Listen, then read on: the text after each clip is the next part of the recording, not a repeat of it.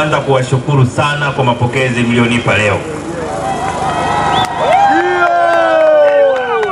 Mnakumbuka kwamba nilikuja mara ya kwanza na mheshimiwa rais wetu na mwenyekiti wetu wa chama.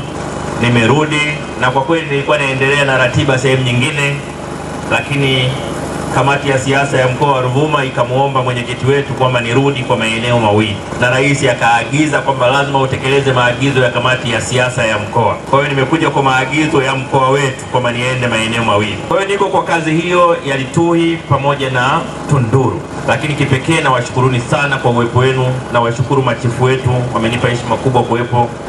Lakini rais aliongea kwa kirefu kwenye mkutano wake alipofika hapa.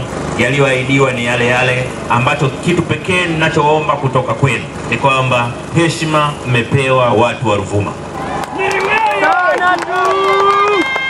Muonyesheni Rais Samia kwamba mnaheshimu heshima aliyowapa. Muonyesheni Rais Samia kwamba mnaenzi heshima aliyowapa. Muonyesheni Rais Samia kwamba mnatambua kazi alizozifanya. Na namna ya kuonyesha ni kura ambazo hazijapata kuonekana zionekane mkoa wa Ruvuma na Songea.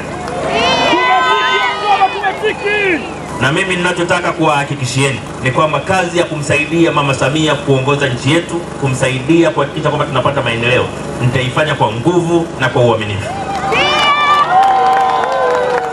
Nataka niwahakikishieni sitawaangusha. Sitawaangusha. Mtatoa kura nyingi kwa Rais Samia. Naomba na kwa wabunge wetu. Maana tunaposema maendeleo ya mkoa, maendeleo ya majimbo yetu, lazima mimi kama nikichaguliwa kuwa makamu wa rais niwe na watu wa kunong'ona nao, lakini watu ambao wamepata kura za heshima. Tujenge heshima ya Ruvuma, tujenge heshima ya Songea. Na wabunge wote wa mkoa wa Ruvuma tunataka vitu vya kishindo vitokea.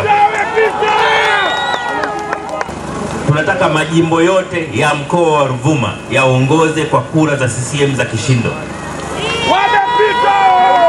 Mkoa wa Ruvuma utakuwa kijani? Mkoa wa Ruvuma utakuwa kijani? Basi nawashukuru sana, nawapenda sana. Naomba sasa mnipe ruhusa niende Nyasa.